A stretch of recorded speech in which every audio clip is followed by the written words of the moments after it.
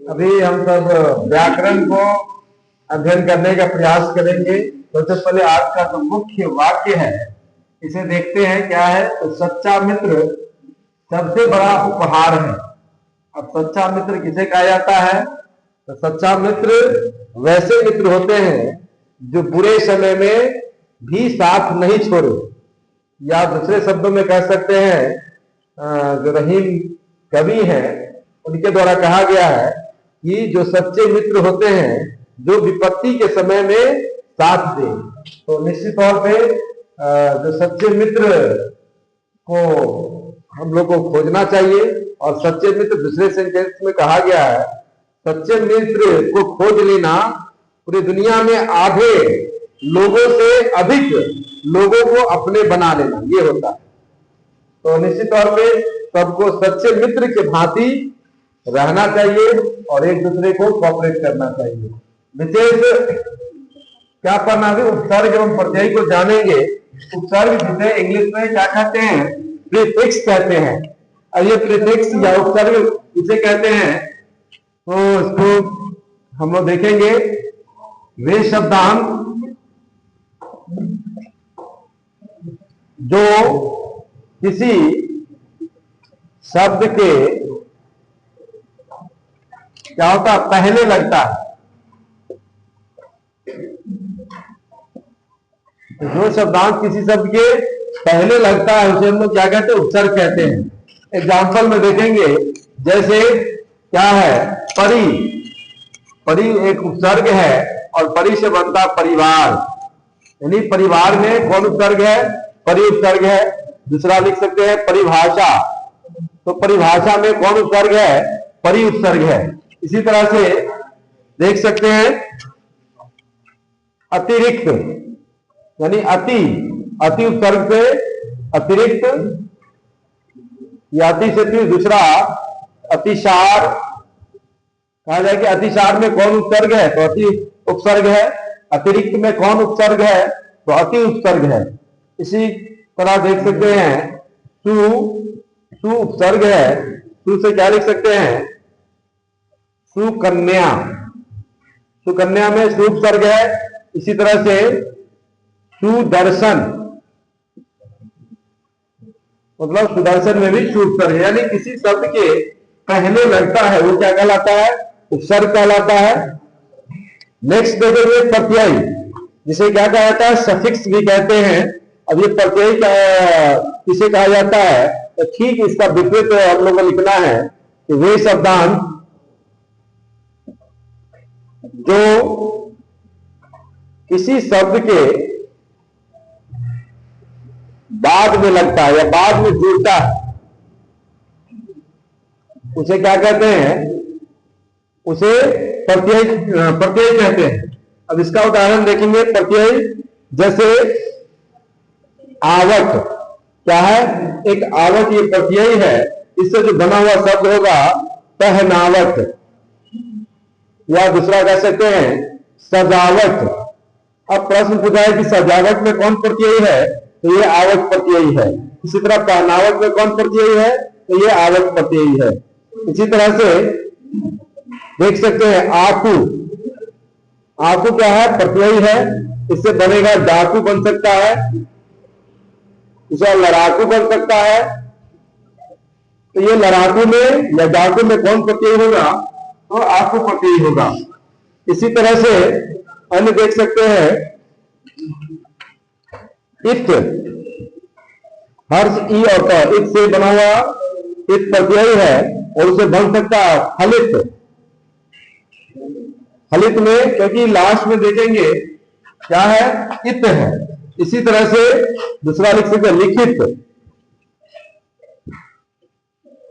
ये लिखित है और लिखित में कौन प्रत्यय है? तो इत प्रत्यय है। तो हम लोग देख सकते हैं कि उपसर्ग किस तरीके से होता है, प्रत्यय किस तरह से होता है, और ये परीक्षा में तो पूछा जाएगा।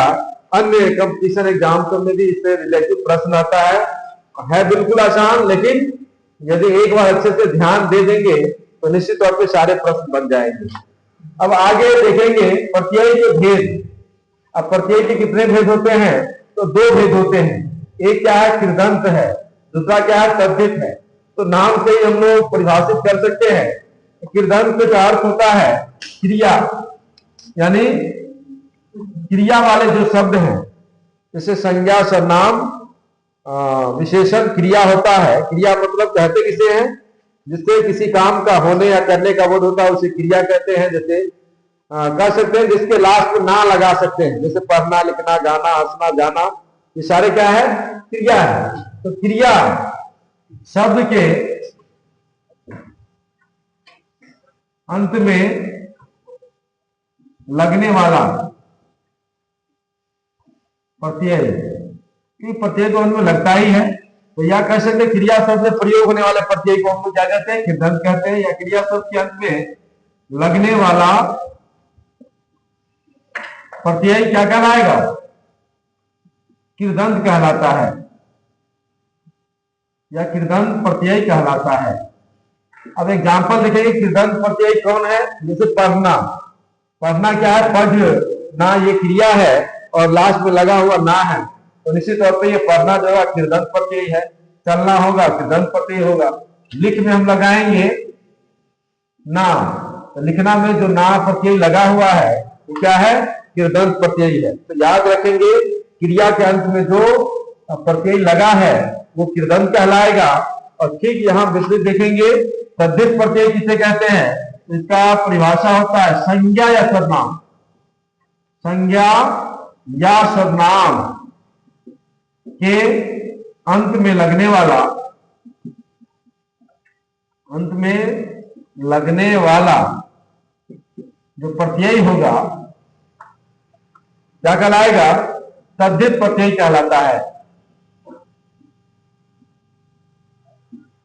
तो जो संज्ञा सर्वनाम में, याद रखना तद्धित में संज्ञा सर्वनाम, तो संज्ञा सर्वनाम में लगने वाला जो प्रत्यय है वो तद्धित प्रत्यय कहलाएगा, जबकि क्रिया में जो लगने वाला प्रत्यय है कृदंत प्रत्यय कहलाता है।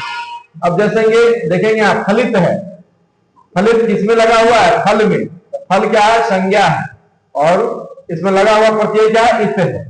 इत प्रत्यय किसमें लगा है, संज्ञा में लगा है, इसलिए फलित क्या होगा, तद्धित प्रत्यय होगा। तद्धित यानी तद्धित प्रत्यय का उदाहरण है। इसी तरह राष्ट्रीय है, राष्ट्र क्या होगा, यह भी एक संज्ञा है और इसमें लगा हुआ प्रत्यय ईय, मतलब ईय प्रत्यय से बना हुआ जो शब्द है राष्ट्रीय, वो कौन सा प्रत्यय का उदाहरण है, तद्धित प्रत्यय का उदाहरण है। क्यों, क्योंकि ये राष्ट्र भी संज्ञा है, इसलिए याद रखना है संज्ञा सर्वनाम के अंत में लगने वाला जो प्रत्यय है वो तद्धित प्रत्यय कहलाएगा। अब देखेंगे परीक्षा में जो प्रश्न आता है वो किस प्रकार से रहेंगे। तो जैसे यहाँ प्रश्न आएगा तू उपसर्ग से बना शब्द कौन है, तो इसमें चारों ऑप्शन दिया रहेगा, जो चुनना है कि भाई सुपसर्ग से बना हुआ शब्द कौन है। तो यहाँ पे देखेंगे सुकर्म है, सुन है, निशु है, पशुता है। तो सबसे पहले तो उपसर्ग को हम लोग क्या पढ़े हैं, जो किसी शब्द के पहले लगता है। तो सुनना क्या है, पहले, पहले इसमें निशु है, इसमें भी है, इसमें नहीं है, ये दोनों में तो है ही नहीं, इस दोनों में सु है, सुकर्म और ये सुन। तो हमेशा हमको याद रखना है वैसे शब्द जिसको खंड करने पे दोनों का अर्थ निकले, यहाँ सु को अलग कर देते हैं तो नौ का कोई अर्थ नहीं रह जाता, इसलिए सुन नहीं होकर के क्या होगा, ये सुकर्म होगा। यानी सुपसर्ग का उदाहरण क्या होगा, यहाँ सुकर्म, मतलब सु को भी अलग करेंगे तो सु का अर्थ होता है, कर्म का भी अर्थ होता है, इसलिए क्या हो जाएगा, ये सुकर्म सुपसर्ग का उदाहरण है। दूसरा परिजन में कौन उपसर्ग है, तो हम लोग पढ़े हैं कि परिजन में मतलब उपसर्ग कहते किसे हैं, जो शब्द के पहले लगता है। तो प, तो इसमें क्या होगा, प होगा, प हो नहीं सकता है क्योंकि प का कोई अर्थ नहीं है, इसलिए नौ तो होगा ही नहीं, जन होगा ही नहीं, परी होगा। यानी परिजन में जो उपसर्ग है वो क्या है, परी है। इसी तरह जो अन्य तरह का प्रश्न आएगा, ईय प्रत्यय के उदाहरण है, तो ईय प्रत्यय का उदाहरण क्या होगा, तो प्रत्यय क्या है, शब्द के अंत में लगता है, तो इसमें ईय खोजेंगे, इसमें तो ईय है नहीं, ईता है, इसमें ईय है, इसका ऑप्शन क्या होगा, ये सही होगा, क्योंकि राष्ट्रीय में राष्ट्र जो ईय यानी ईय प्रत्यय किसमें है, इसमें है। इसी तरह अन्य प्रश्न आ सकता है, नाविक, नाविक में प्रत्यय है, तो नाविक में कौन सा प्रत्यय है? तो नाविक में देखेंगे नौ तो ये होगा नहीं, नाव होगा नहीं, रिक नहीं है, इक है, क्योंकि नाव जोड़ इक प्रत्यय बराबर मिलकर के क्या होता है? नाविक होता है। इसलिए नाविक में जो प्रत्यय है इक प्रत्यय है। तो निश्चित तौर पर इसको अच्छे से अध्ययन कर लेना है और जो मॉडल सेट हो उसको भी देखना है कि इस तरह का जो प्रश्न है ये बनता है कि नहीं बनता है।